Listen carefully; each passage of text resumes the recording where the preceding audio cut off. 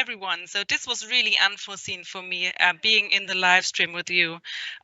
We have some technical problems with our moderator, so I will be, yeah, welcoming you to this session right now.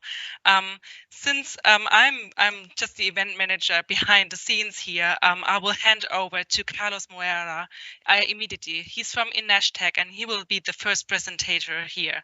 And the next 10 minutes would be your floor. Afterwards, we will hopefully have our moderator Joao with us, and he will do a proper introduction to you. So welcome from the back office, welcome from the technical side, and yeah, have fun, and the floor is yours.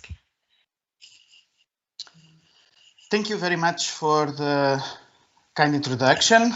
It is a great pleasure to be here with you and to discuss these quite interesting topics related to energy transition in Iceland. As introductory part of this session, I will try to provide a perspective from the system side, from the electric power system side, regarding the challenges through which technologies face for the transition that is taking place in the islands. Okay, so we are facing a tremendous paradigm shift from fossil fuels to renewables. Given this is being supported by the independence from energy imports, climate goals, increasing the concerns with the environmental impacts. Moreover, we are assisting to a tremendous manufacturing costs reduction regarding the technologies. And within technologies, we have multiple options. We have clearly mature technologies like solar, wind, solar, hydro, geothermal, and so on. But we have a big door open for many other emerging technologies like tidal, wave, ocean, and so on. Within this scope, we have unique opportunities for decarbonization in islands that we need to take also in the equation, such as the sector coupling, as well as the opportunity to explore green hydrogen as an energy vector.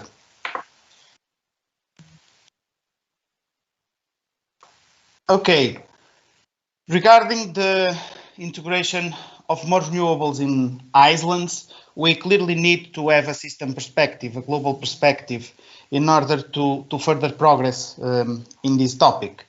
And in order to have this view, we need several steps that need to be carefully followed. First, we need clear inputs. We need to clearly define the targets for a given planning horizon. We need to define what are the plans towards RES integration.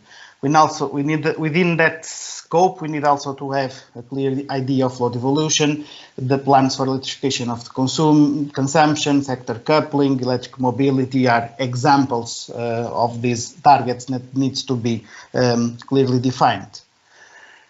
After defining these clear targets, we enter in a critical phase that relates to planning of the system evolution for a medium long term, for the planning horizon that is in course.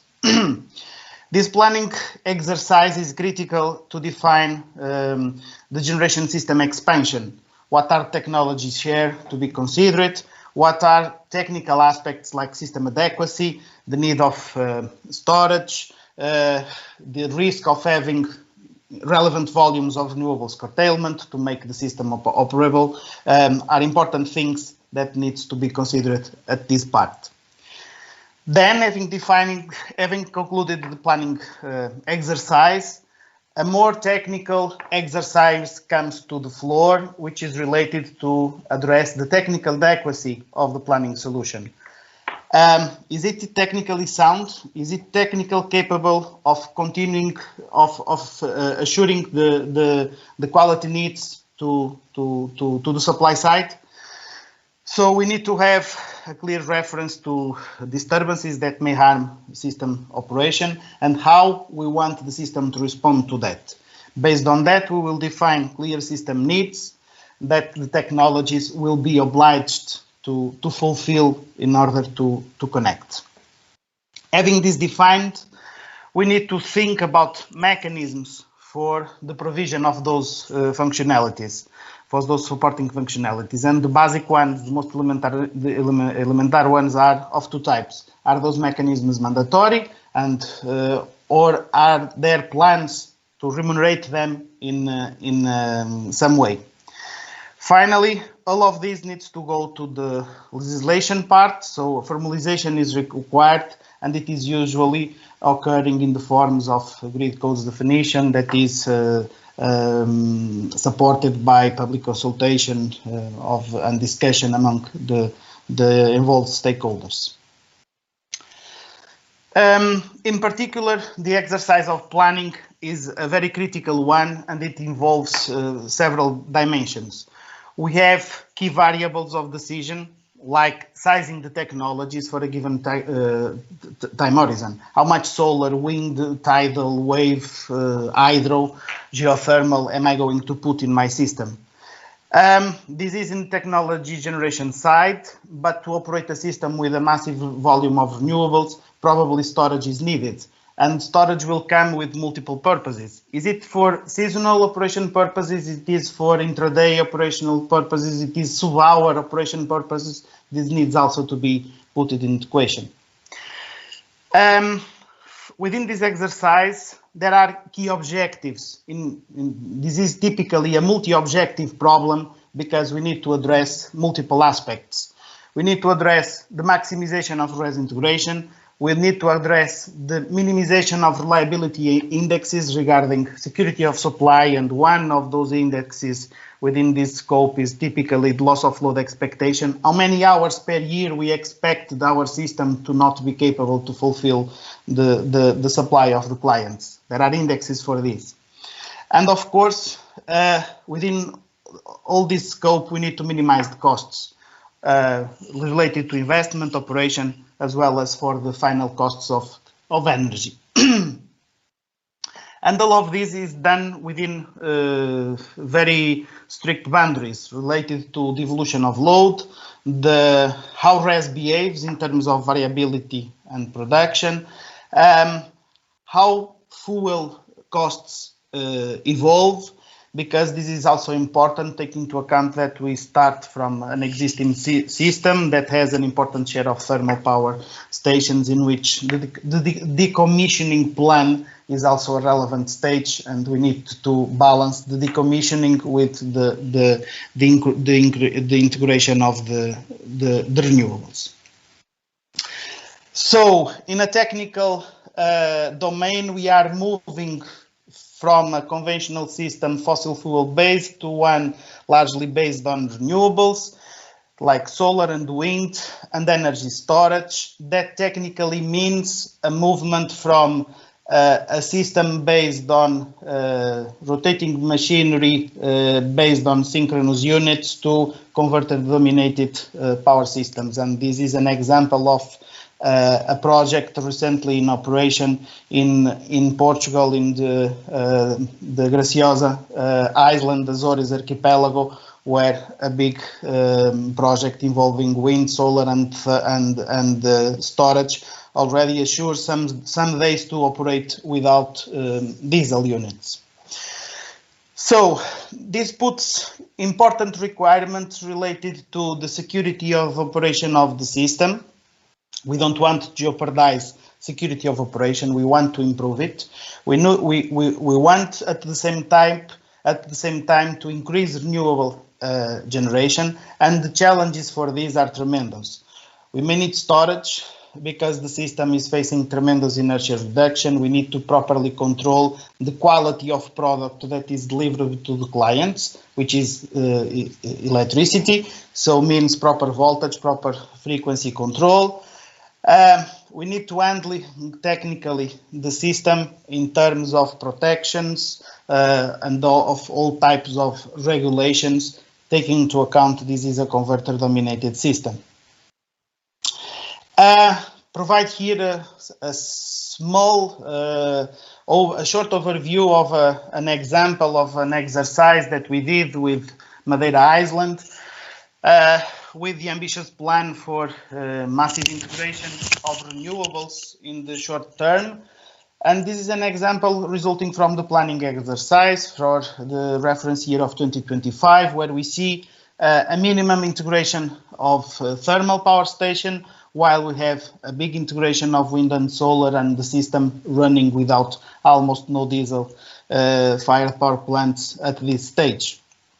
And for this purpose, we need to technically identify the adequacy, technically study and characterize the adequacy of the system, take into account the planning solution that was identified within technically different scopes.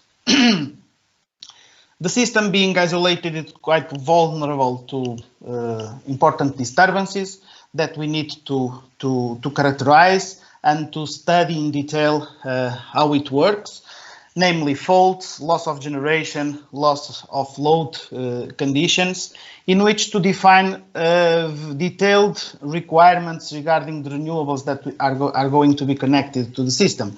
And an example of this is the ability to ride through critical fault events and stay connected and continue in operation without provoking hazards to the grid. The same happens with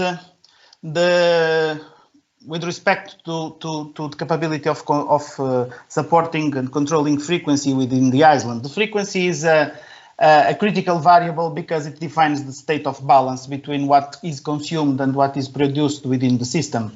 And if this is diverting from the nominal value, it means that something is not in equilibrium within the system. And therefore, within so much renewables in the system, this task of balancing in the microsecond level, the balance of the system is a critical task for which renewables nowadays need to be part of the solution and not part of the problem, as it was many times in the past. And to conclude this introductory reference to the problem from the system perspective, I would like to put two main topics, two main messages.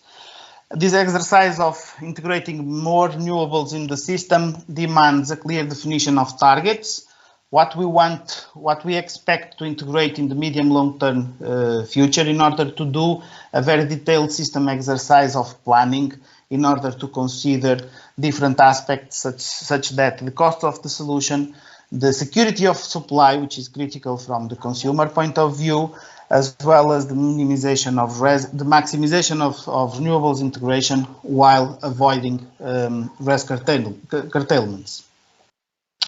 Moreover, all this integration needs to be technically supported by clear system needs that needs to be identified case by case. We don't have equal systems, so this needs to be defined clearly, case by case, in order to achieve a robust system operation.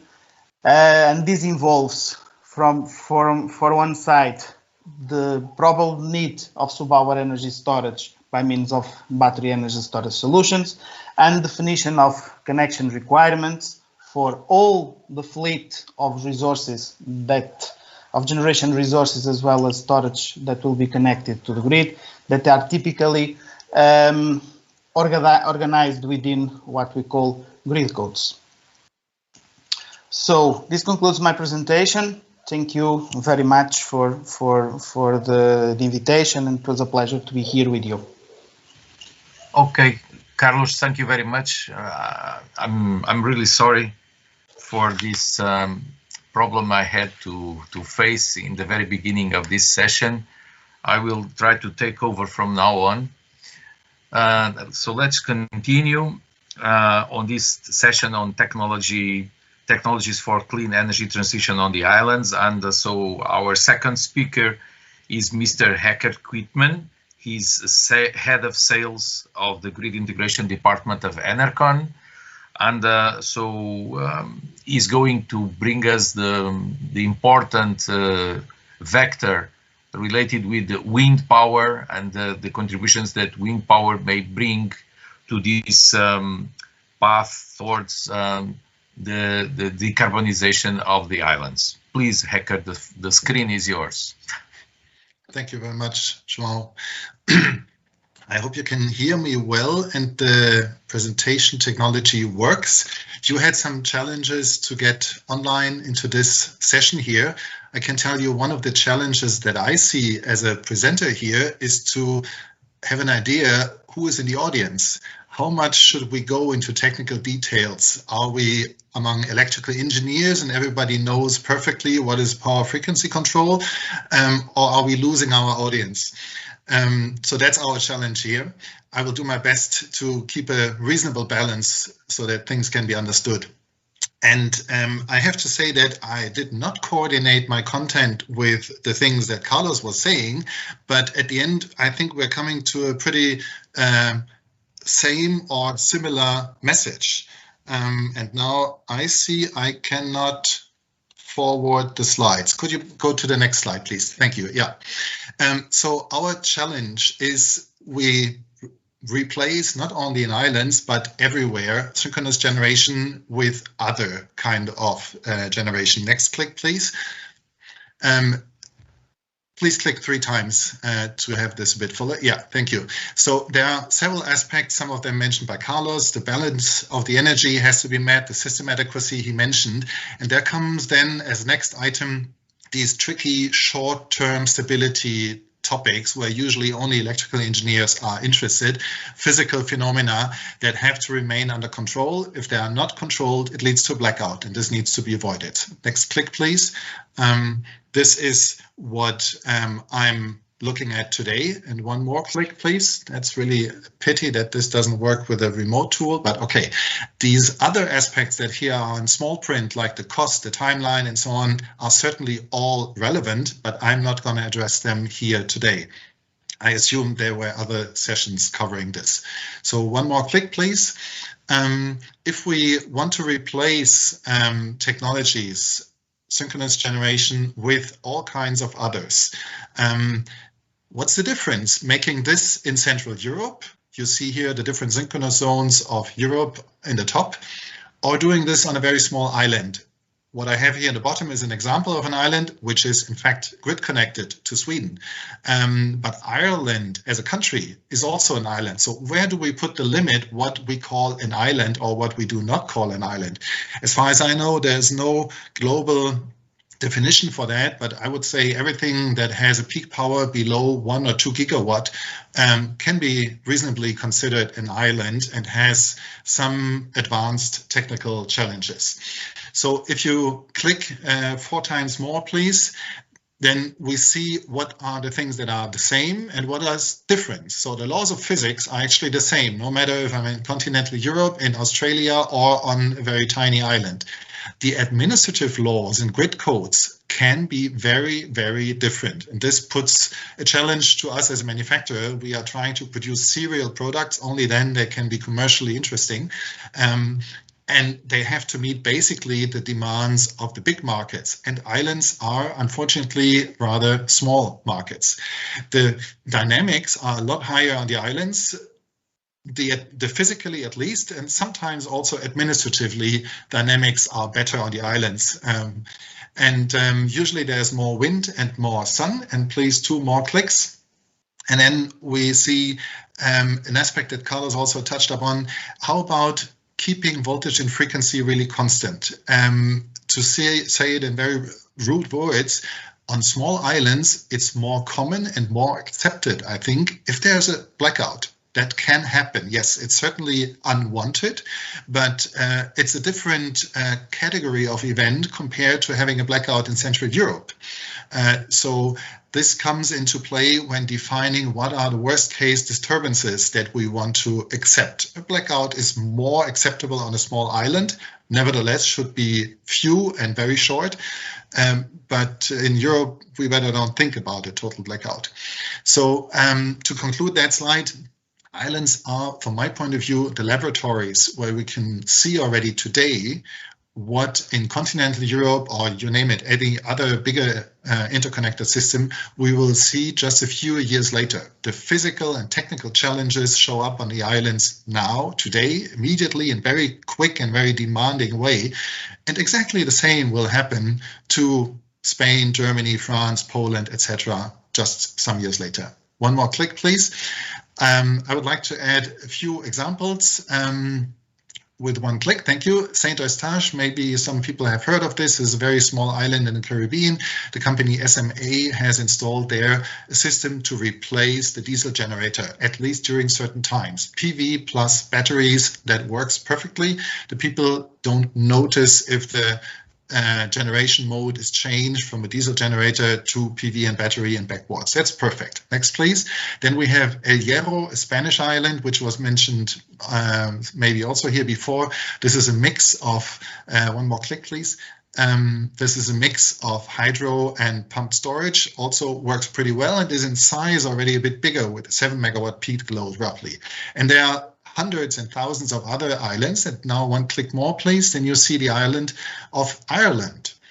Is Ireland an island? Yes or no? Well, it's a meshed system. It's HVDC connected to the UK and has a peak load of about 6 gigawatt. So we could say it's also close to an island, and they are aiming for a very high penetration of renewables nowadays, as you see. This is, to say this clearly, that's the instantaneous power penetration, not the energy, and that's an important thing to differ.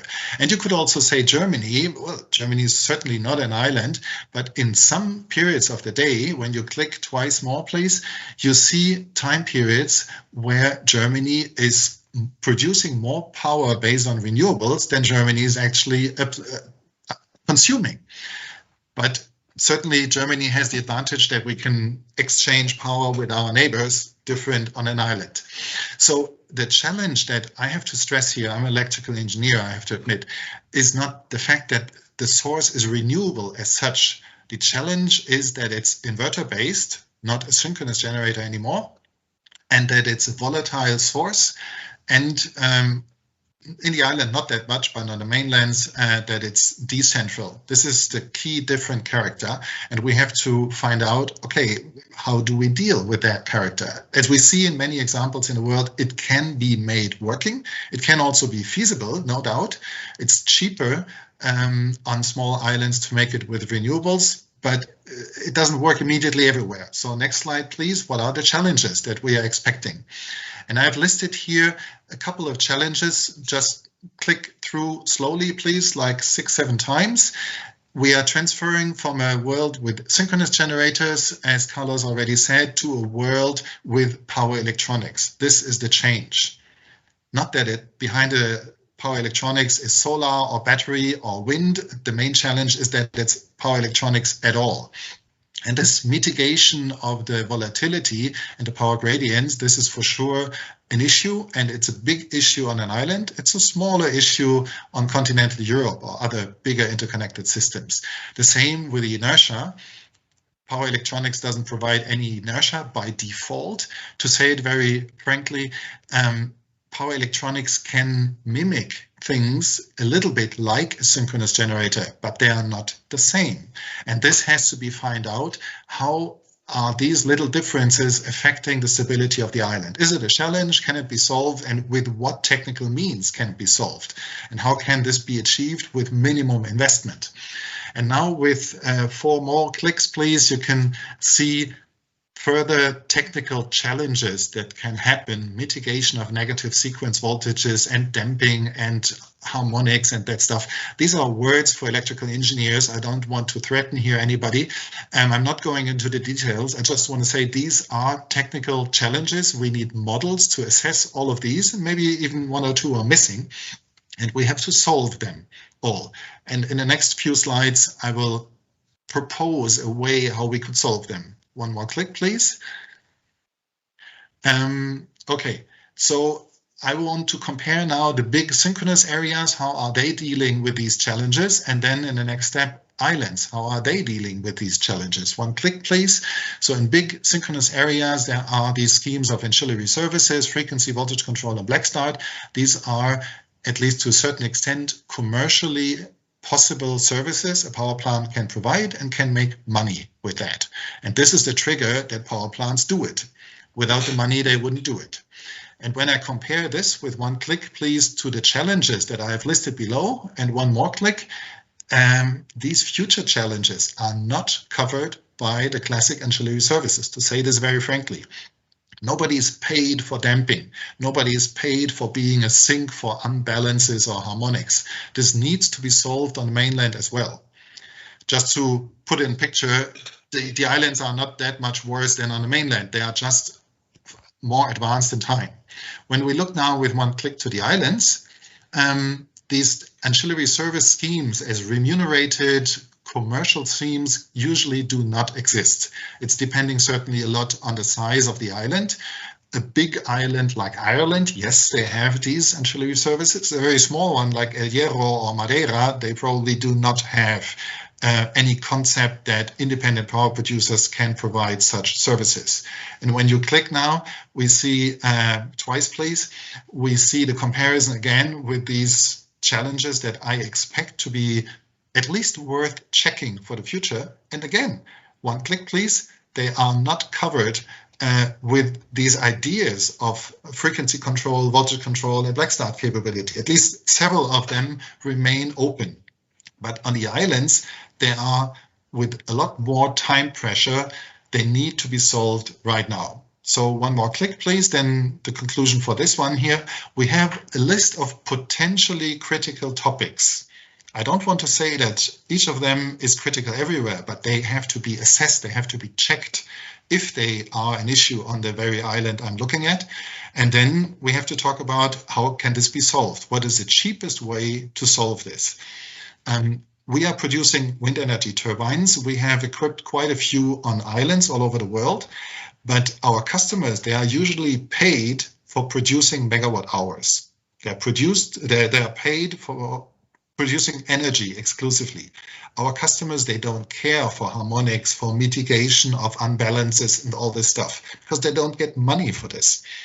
This is what we need to change in order to attract technically high-performing technologies to these islands.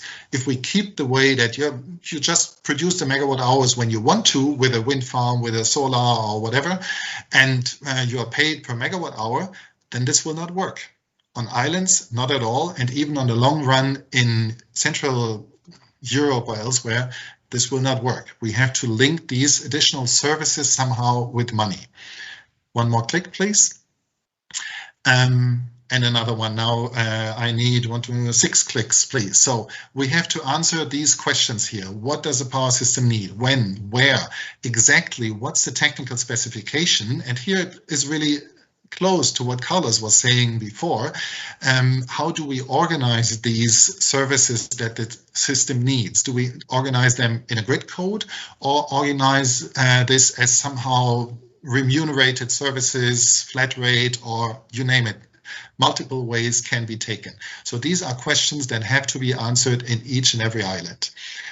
And then the last slide is proposing, if you click please, a top-down approach.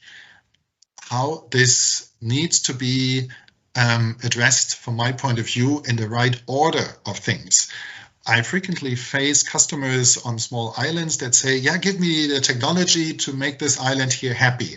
Yeah, okay, I'm happy to sell you all kinds of technologies and they have an extra price for this and that. Sorry, we are not an altruistic company. We have to make money with our products.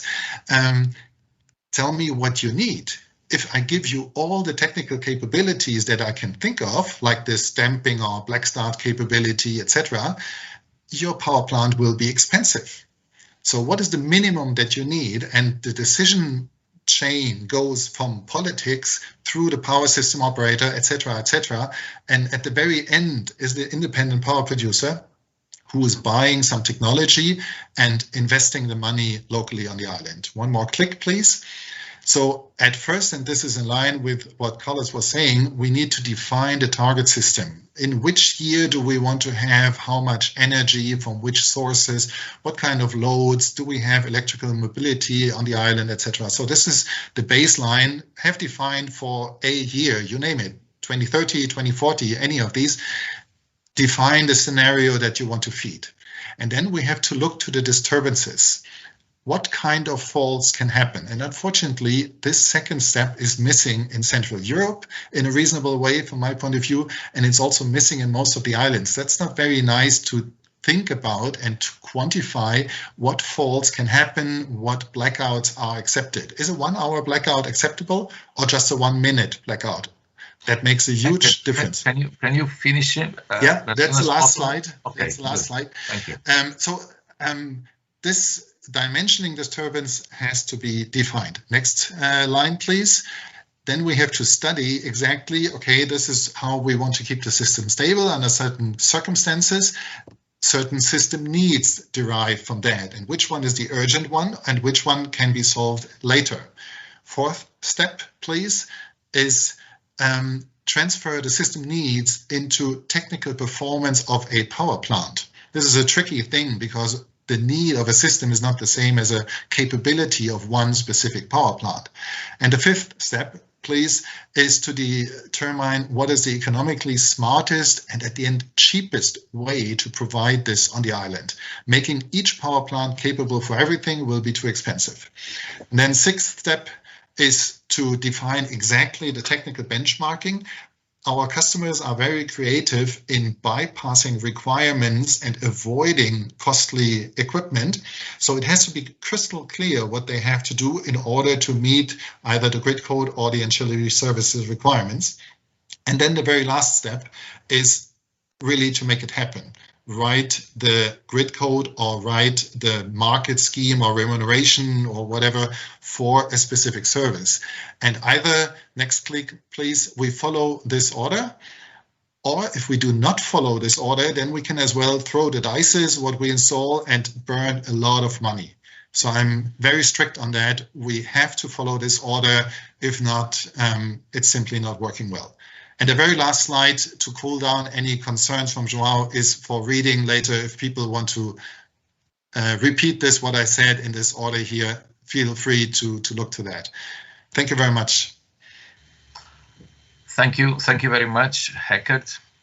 Very complete presentation, just highlighting the critical issues, critical technical issues that the integration of large amounts of renewable power in islands will bring.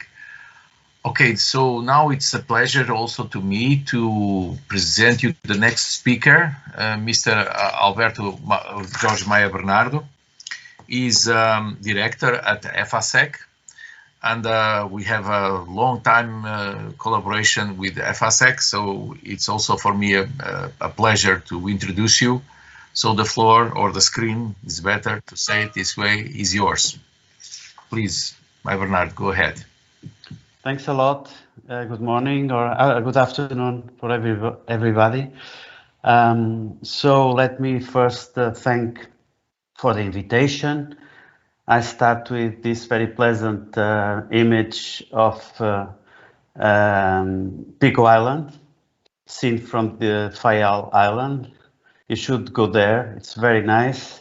And basically the purpose for all of us to be here discussing and debating technical topics regarding islands, energy systems, etc. is because we want to preserve this nature and mankind legacy in line with the goals for decarbonization. So I was invited to talk about what EFASEC does in terms of power electronics and other technical aspects. And I start by recognizing that electric islands are quite particular. We know that there are in Europe over 2,000, where over 15 million people live, and most of those islands run their assets based on thermal generation. So this, as already said by my previous colleagues, needs to be changed. And the way we can change this is particularly by introducing more renewables and more flexibility through energy storage, for instance. Also, it can also be brought by demand response, but at least at this level, I'm particularly focusing on the merits of energy storage. So we all know that there is a paradigm shift from expensive to cost effective, and this is honestly a wish. It is not necessarily the most easy thing to perform, but it's a goal. We want to go also from a polluting baseline to a cleaner one. We want to improve efficiency, and most of, or in some cases, there are islands that are strongly dependent on external supply of fuel, for instance. And if we can provide self-sufficiency, it is a goal that is that has all the merits. And of course, we all understand that that's the purpose of clean energy for the EU islands. So regarding FRSEC, probably you will know that FRSEC is in the business for power and distribution transformers, and also for medium voltage switchgear. The last 30 years we have evolved for the provision of protection, automation and control solutions for substation automation and also for distribution automation. Moreover, we also provide grid management solutions like SCADA for distribution energy and renewables as well. We also provide power conversion systems for photovoltaic plants and for energy storage plants. And of course, we also provide turnkey systems and services provision for all of that. Regarding specific applications on islands, we have plenty of them. This is the case of EDA in the Azores, Portugal, in the middle of Atlantic, a very pleasant place to go. We have provided solutions for medium voltage switchgear equipped with protection relays and also grid management solutions. This is the SCADA of the complete grid of the archipelago, where we, for instance, embed software developed together with Inextech. We also have all the Mediterranean islands of Greece, managed by HEDNO. The software that also manages all these electrical assets was performed by us, also with the help of Inextech. And concerning, for instance, power conversion systems for photovoltaic, we have deployed in Madeira archipelago, specifically in Porto Santo Island. We have also performed solutions over there. And moreover, also EV charging and transportation infrastructures, Metro de Tenerife in Tenerife, Spain, and also in Dublin, the light metro over there. All the infrastructure for traction power is managed by SCADA, provided by FRSEC.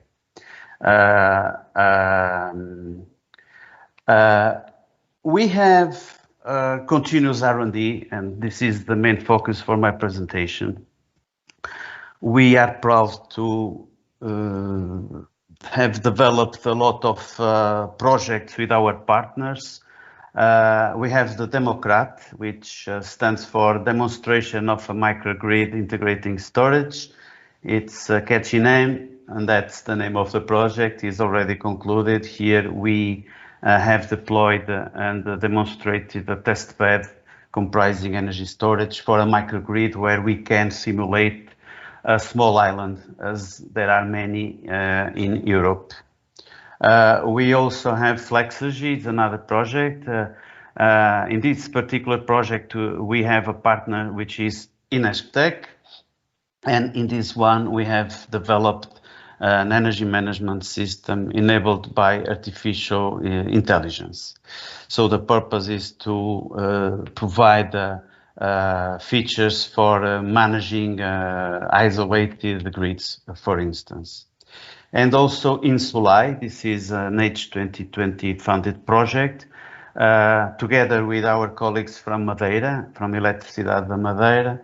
There is this lighthouse project number 3 at Corral das Freiras, where we are now in the preparation of the demonstration that will comprise a storage system and a power electronics based stabilization for this type of weak grids. This is also a very interesting project. So we have received funding from Portugal 2020 framework and also from Horizon 2020. To go a little deep further on current projects, we have Mega Solar. Mega Solar is the aiming is the development of an integrated outdoor conversion platform, also meant to boost renewable energy and to bring flexibility from other sources, from other DC sources. So our role over there is the provision of technology, development of solutions for power conversion, integration of DC-DC converters, and also the improvement of ventilation. And the aiming is to reach TRL 7. So we span from multi-level operation to ripple mitigation at DC side, model predictive control, new techniques for modulation, and our purpose is to mitigate the semiconductor switching and conducting losses. So we are focused on that as well, and also develop innovative algorithms for grid synchronization.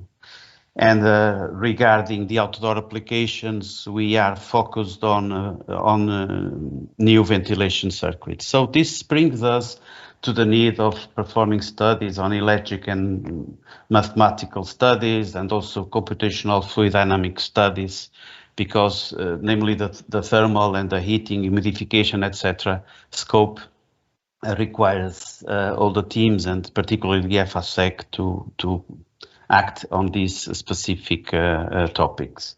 We have also the Baterias 2030 project, so it's like batteries 2030. And here in this project, we also with the partners want to provide a power conversion system that is reliable, flexible, and modular. Also to cope with different and multiple DC sources, able to perform in N-1 mode, for instance, if one of the components fails, etc. Here we develop solutions with multi-port at DC side, high-speed communication bus to deal with all the events that come up from all the components inside the DC part of the modular converter. And moreover, we also are developing smart control of battery systems and also tuned operating set points for the system. We also aim at developing balancing algorithms for battery charging, data modeling, energy communities monitoring and control system, and of course boost all of this towards reaching a digital platform for energy management. So our aiming remains the same. So we want to keep on working with our partners, either from industry or from academia and from research, like Inescotec or CERSI from Spain, or SEA from France, and TUA or CERF from Greece, and others. So we welcome everybody, and we are very keen to work together with these brilliant partners so that we can reach our own goals. And our commitment is environment-centric. We want to contribute the best we can for CO2 mitigation. We want to provide flexibility and further enable the integration of renewables, and of course also of electric mobility. And we are custom-centric, so we are focused on the benefit of the customer, either because of their own investments, but also to provide them with reliable, high standard solutions. So that's our main business and technological purpose. And this is just... Albert, can you... I'm about to finish. 1 more minute, please. Yes, so this is Democrat. You can reach the web link over there. This presentation will be disclosed. Here we have diesel generator, load bank, EV charger. We can operate interconnected or in islanded mode with a 218 kilowatt hour battery system. And this is also where we are now developing this energy hub, which is in progress. It's our solution for islanded systems, for instance. And finally, an image of a deployment we have performed for an industrial microgrid. And that's it. Thanks a lot for this opportunity. Okay. Thank you very much, Albert Jorge. So now we are going to address a different topic that is related with the presence of or the possibility of using hydrogen in islands, in islanded systems. And for that we have our speaker is Maria Cheyenne Caparros. And so thank you very much for your availability also. And please, the screen is yours. Thank you, Joao. Thank you so much for the invitation. And thank you to the audience for joining us. I would like to present a concrete example of the decarbonization and energy transition projects that we are developing on island. First of all, I would like to comment very briefly on who Enagas is and why we are developing this kind of projects. So I don't know if you maybe know us, Enagas. We are an European certified gas transmission system operator. We are the main gas transmission system operator in Spain, and we are also the technical manager of the Spanish gas system. So we, in addition to Spain, Enagas is present in 8 other countries. We have more than 11,000 kilometers of gas pipelines. We have 6 LNG terminals, 3 underground storage facilities, and we have 6 international connections. So we are leader in natural gas infrastructure, and we have many years experience on technological knowledge, experience, infrastructure development, and so on. So Enagas has a very strong commitment with the energy transition and with the decarbonization process. We think that the renewable gases, mainly hydrogen and biomethane, will be key for the energy transition. Hydrogen, we are interested in the green hydrogen produced by the renewable energies, and hydrogen will be used in multiple applications. You can think of mobility, electricity generation, industry, residential and commercial, and also, for example, to storage large amounts of energy during a long time. So with the synergy of the topic that we have discussed previously from my colleagues, hydrogen is a very good vector in order to storage energy from the renewables energy and then use it when this energy it is necessary. Non-electric renewable energy carriers and sources are paramount for successfully advancing the energy transition and the developing circular economy.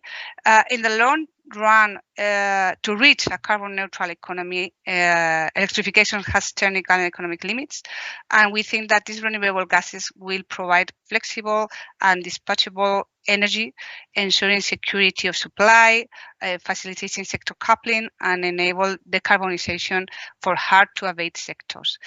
We think that these renewable gases allow the decarbonizing sectors and industry that cannot be electrified, and leveraging existing gas infrastructure is essential, in our opinion, to achieve energy transition and optimum cost.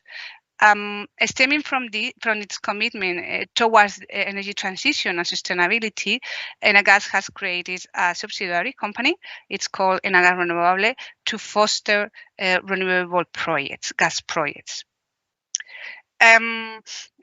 I would like to talk a little about what kind of projects we are developing. I don't know if you are familiarized with the Ipci projects, that is important projects of common European interest. This is a kind of project that under this initiative, we're developing more than 30 hydrogen projects. We are a lot of partners in the initiative, and the idea is to connect South to North Europe in order to establish green hydrogen routes. So the idea is to connect in a competitive way the green hydrogen producers with the green hydrogen uses, and paving the way for future European cross-border and important routes.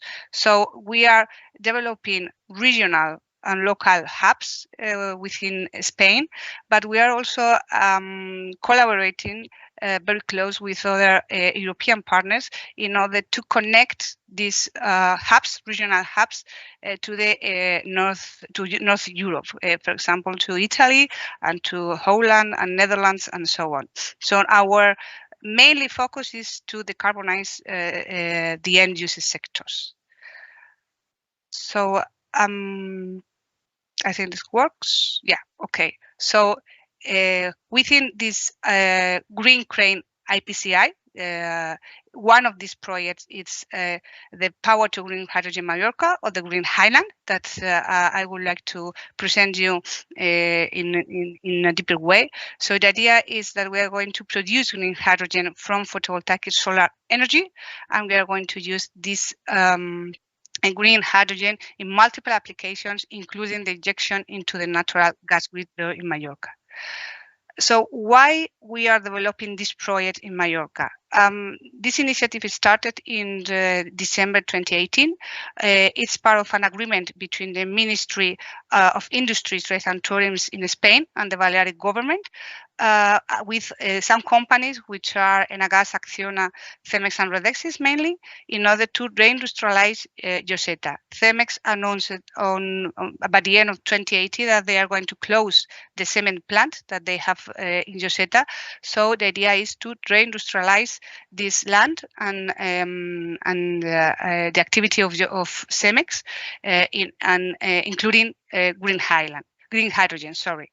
So the project, the idea is, as I mentioned before, from photovoltaic plants that there will be built during the project also. We're going to produce this green hydrogen, and this green hydrogen will be transported and distributed in multiple applications, including a fuel, sorry, because I think that this doesn't work when I try to pass the perfect here. Here I have. No, but I think, okay, I think that I'm the correct one. Okay, so the idea is to use this green hydrogen to supply fuel to a fleet of fuel cell buses and a fuel cell of rental vehicles and logistic vehicles. We are going also to generate heat and power for commercial and public buildings. We are going to supply auxiliary power for ferries and port operations, and we are also to develop a hydrogen fueling station in order to provide this hydrogen to the mobility sector. The project also includes green hydrogen injection into the island gas pipeline network through a guarantee of origin system in order to decarbonize this gas supply. One key point is that on May 2019, the Balearic government approved the declaration of this project as a strategic industrial project. So I went to perfect. So why we select Mallorca? As I mentioned before, there are three key points for us that we think that Mallorca is the very good showcase in order to introduce a hydrogen ecosystem. The first one is that Mallorca receives more than 11 million tourists per year.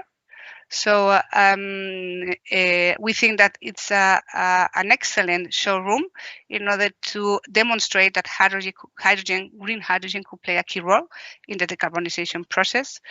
The second pillar is that Balearic Island electricity mix is based on fossil fuels, and they have a very ambitious goals and targets for the decarbonization for 2040. The idea is to have 0 emissions on 2040.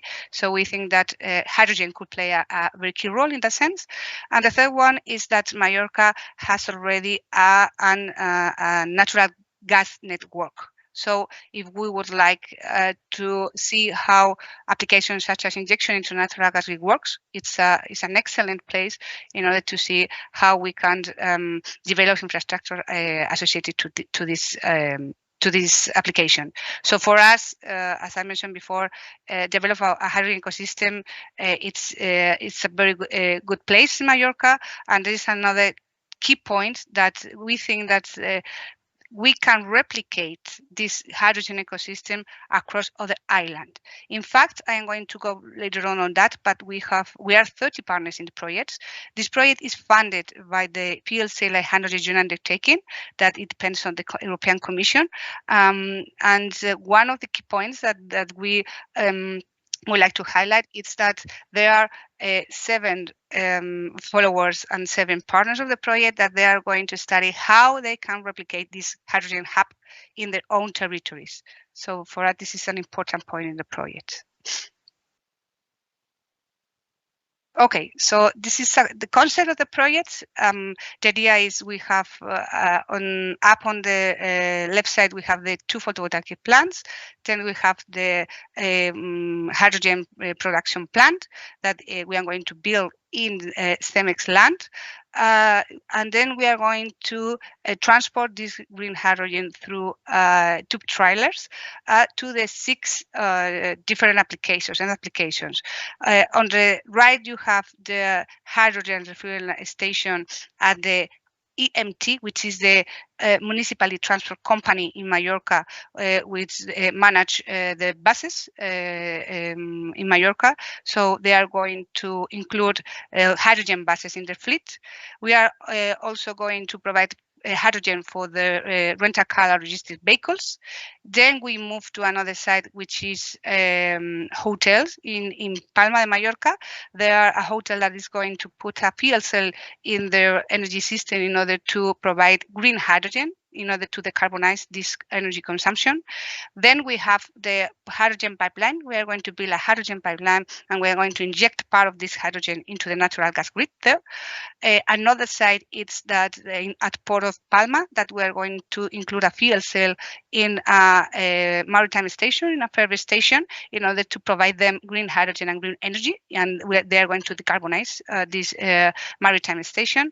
And the last one is at the Joseta Council, that we are going to include a fuel cell in one of their municipal buildings. Okay, so here you have the map of the sites. They are distributed throughout the island. So on the top, you see in red the Joseta Green Hydrogen Plant. Next is the Joseta Municipal Building Fuel Cell Application. Then you have at the bottom of the picture, you can see in orange where we are going to inject this green hydrogen into the natural gas grid. You have in green the hotel that is going to include this fuel cell. In orange, you have the EMT bus depot where the hydrogen fuel station is going to be built. You have in purple the Port of Palma, and then you have here in yellow the pipeline, which will be developed within the project. What is the key figures for us in this project? I think it's correct. Okay, perfect. So we are going to, at the beginning, we are going to produce at least 300 tons per year. The idea is to increase this hydrogen production according to the demand of hydrogen in order to reach 1,000 tons per year. We are going to avoid in that point more than 21,000 tons per year of CO2 of emissions. We are going to develop a new direct and indirect deployment ecosystem associated to hydrogen. We are going to develop this sustainable large-scale island-based hydrogen hub in Mallorca. For us, it's key that we are not promoting projects in order to prove the concept, because we know that it works. So the idea is to start with the development of hydrogen ecosystem, scale up, increase this hydrogen ecosystem, and replicate it in other islands. We are also going to develop a long-term roadmap together with the Balearic government in order to lay the path for the introduction of hydrogen as a key role in their energy transition strategy towards 2050. The points of scalability and replicability that I mentioned before, and the estimated investment for this project, it's 50 million euros. The fuel cell hydrogen and undertaking, it's funding this with 10 million euros. Maria, can you finish as soon as possible? I think that we have only one slide that I would like to share with you in order to show you that really there are a lot of partners involved in this project. We are talking about 30 partners from 11 countries, 9 from the European Union, plus Morocco and plus Chile. So all the industry, academia, public and private sector participate in these projects. And it is also supported by the Spanish government and, as I mentioned before, the European Commission. So for us, another key point I would like to highlight in this kind of project is that you really need the support of the regional, national and local government if you want to develop this kind of hydrogen ecosystem. If you are thinking of a sustainable ecosystem that you want to continue after the funding of the European Commission, and if you want to scale up and replicate in another territories. So that is all from my side. I am more than happy to answer the possible questions. So thank you so much for your attention. Thank you very much, Maria. And now we are going to continue dealing with renewable generation, and in this case, the primary renewable source will be wave energy. And so we have now a presentation from ExoWave, and so our speaker is Gabriele Rampinelli. Gabriele, thank you very much for your availability. So thank you very much, the screen is yours. Yeah, so thank you very much, Professor Lopez, for inviting us to taking part in this technology session. Can you hear me well? Yes. Yes, very good. So good afternoon to everyone, and thanks again for allowing us to taking part in this session and to present actually kind of a new entrance in the renewable energy business, actually, which is wave power, which has been studied for a long time, but well, there are not actually really so many installations nowadays.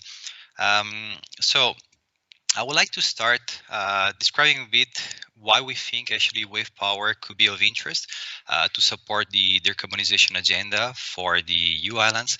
But I will start actually just by highlighting why actually we think this and the challenges we see nowadays actually islands facing. This, I think, it matches quite well with what the other speakers actually mentioned before. So if we look at the typical island community, we see that the current energy mix very often relies on fossil fuels.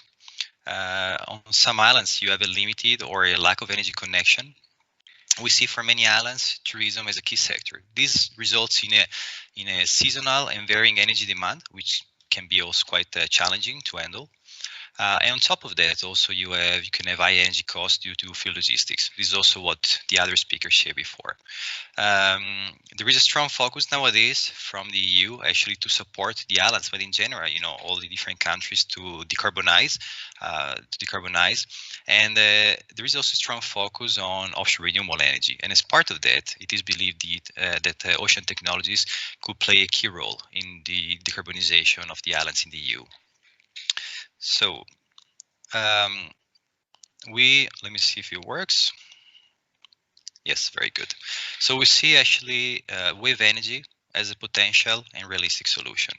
What I mean is that we envision full decarbonized islands can actually become a reality by using the power in the surrounding ocean. I mean, if you think about an island actually surrounded by the ocean, if you have a good wave energy location, the wave energy is very abundant and very predictable. And most of the time also is available almost more than 95% of the time. So we see an island could actually obtain sustainable and affordable power, and very interesting also water supply through our wave energy. We're not the only one to believe this. If we look also at the targets that EU has set for wave energy, I think they also showcase this. We have actually expected installation of 1 gigawatt by 2030, but actually increasingly very rapidly to 40 gigawatt by 2050. So at this slide, yep. Okay. So what we did actually at XWave has been to develop a wave energy converter that converts the movement of the water into flowing pressurized seawater. So if you see actually on the left part of the slide, our technology is subsea based, so it's standing actually on the seabed. And what it does actually with the movement of the waves, the flaps that you see, actually there are 3 flaps, they move actually according to the movement of the waves. They also yaw to actually ensure that they're always in the correct position to maximize the efficiency of the system, and they produce flowing pressurized seawater. So what do you do with pressurized seawater? Well, that actually opens up different possibilities, right? I think one of the most interesting here for this audience today is the electricity. So actually it's the production of renewable electricity by coupling actually our technology with an hydro turbine, like a Pelton turbine.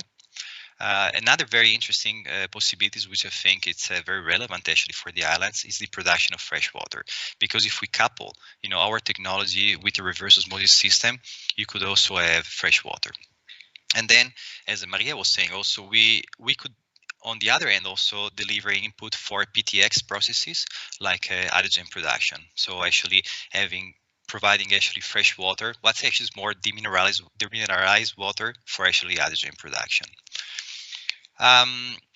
When we, let's say, develop our technology, what we try to do is to develop a fully scalable and modular solution, right? So we start from any plant size from a minimum of 3 pumps. So each flaps corresponds actually to 1 pump. And so what we have envisioned actually is to develop different, let's say, models, different products with different scales. So you start actually with the WEC 1 on the bottom left there. It's more kind of mobile unit, going actually to bigger, to larger scale installation potentially, like the WEC 10 and the WEC 100. And then I'll go actually into the expected performance also of these products. But I think the interesting thing is that what we managed to do actually is to develop one single technology, right? So it's kind of, we call it a universal technology that can be used actually for both electricity production, freshwater production, or PTX, because the output actually of our technology is always pressurized seawater, right? And then we can work actually with industry leaders, market leaders in the hydro turbine sector, in the reverse osmosis system sector, and actually combine our technology to obtain different products. So we have shared a bit why we think wave power it could be of interest for the decarbonization agenda of the EU islands. We spoke a bit about XWave, our technology. So you might be wondering now also, because wave power it's kind of new entrance here, so it's not very well known. But where is wave power of interest? So what we present here on the left, it's the World Wave Energy Resource Map, which, by the way, it's also available on our website if you want to investigate more and play a bit with it. So there, what you see is you're going to see with different colors represents the wave energy potential in the different areas.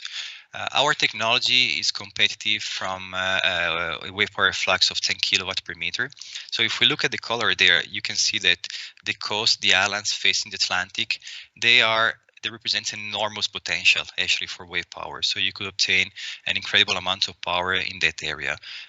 You also have quite interesting few points on the Mediterranean Sea, which of course should be, let's say, addressed on a specific case. But just to give you an example, so if you consider like a site actually with a 15 kilowatt per meter of wave power flux, which is not very high. Actually, I would say it's kind of normal wave power flux. We could envision actually to produce electricity at 60 euro per megawatt hour, and fresh water, let's say 0.3 euro per cubic meter.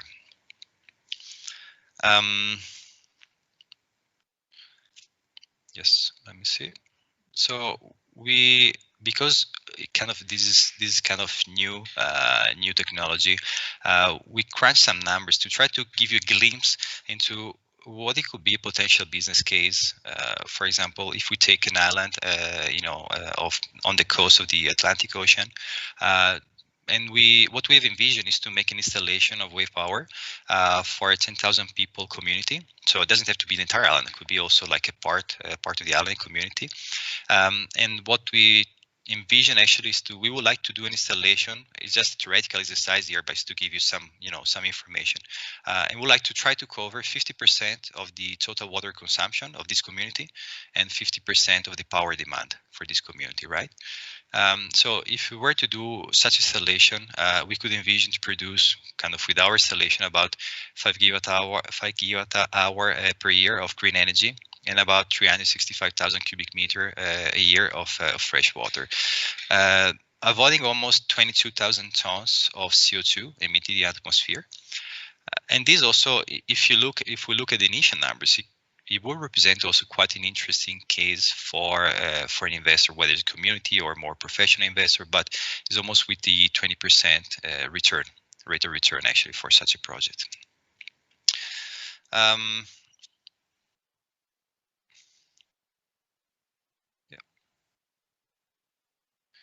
Let me see, sorry. Yes, okay, yeah.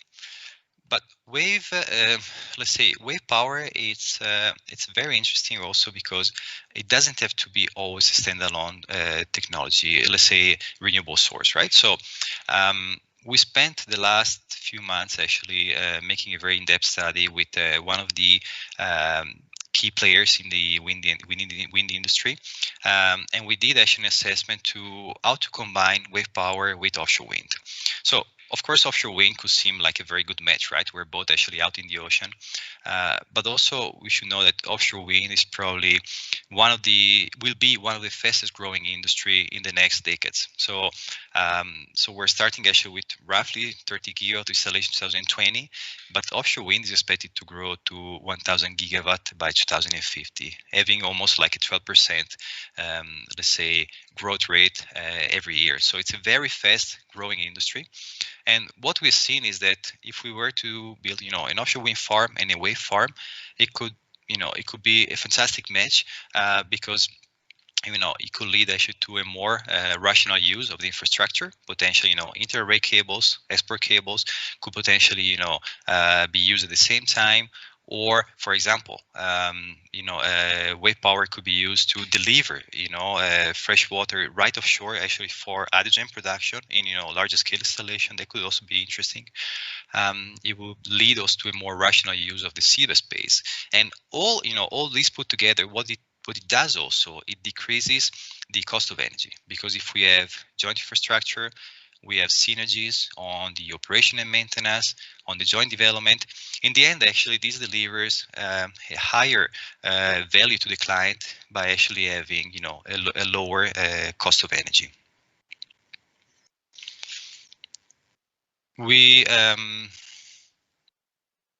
Okay. So where we are now, wave power, as I was saying before, it's kind of a new entrance in this sector. Right now, actually, as at ExoWave, we're building 2 pilot test plants this year.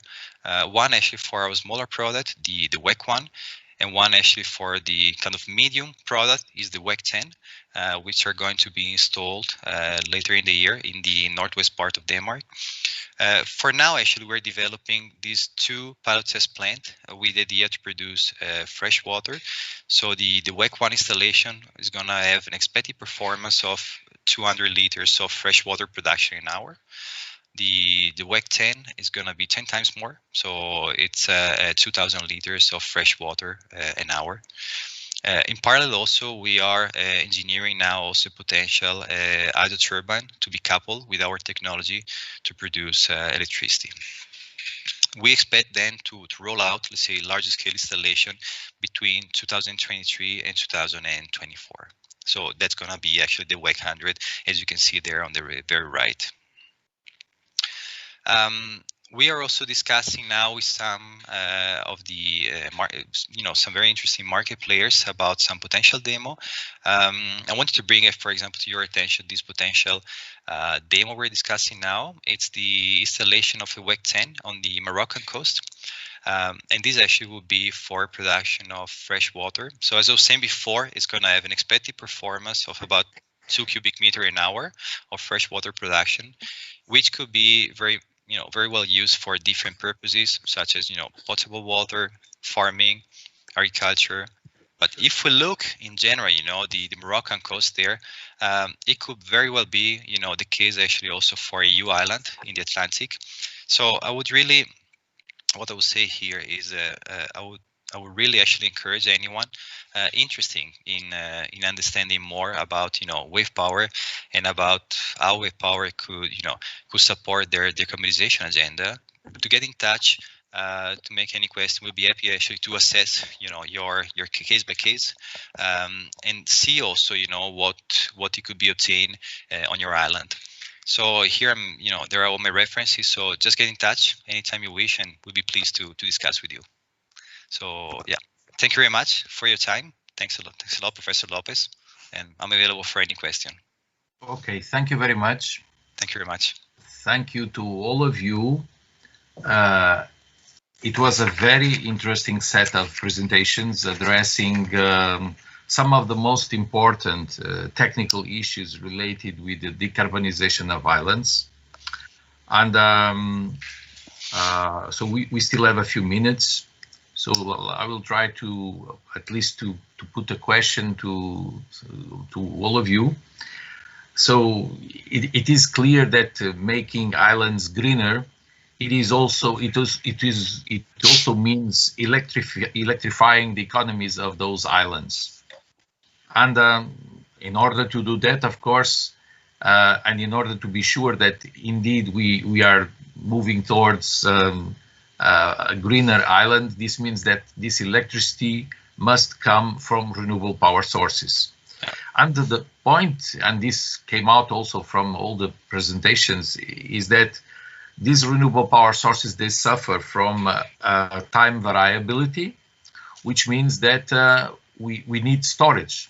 So we need to cope with storage. I see that Hackard is not fully convinced. At least it is not fully agrees with me. Well, okay, we will discuss it. And my point my question to all of you is that, and I saw it even in this case of wave energy, that there are different technologies to store this energy. So passing from hydro pumping systems to hydrogen, and also considering batteries, electrochemical storage.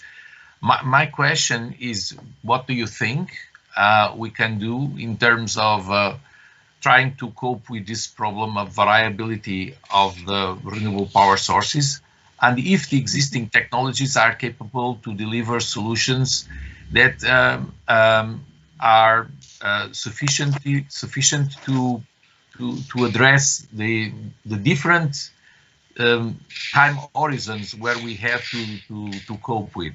I mean, daily, weekly, and even seasonal storage, or seasonal to address the seasonal problem of passing energy from one period of the year to another period of the year.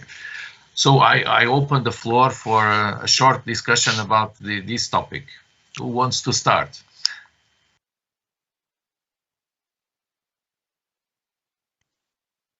Hackett. If nobody else pushes for starting, then I will do it.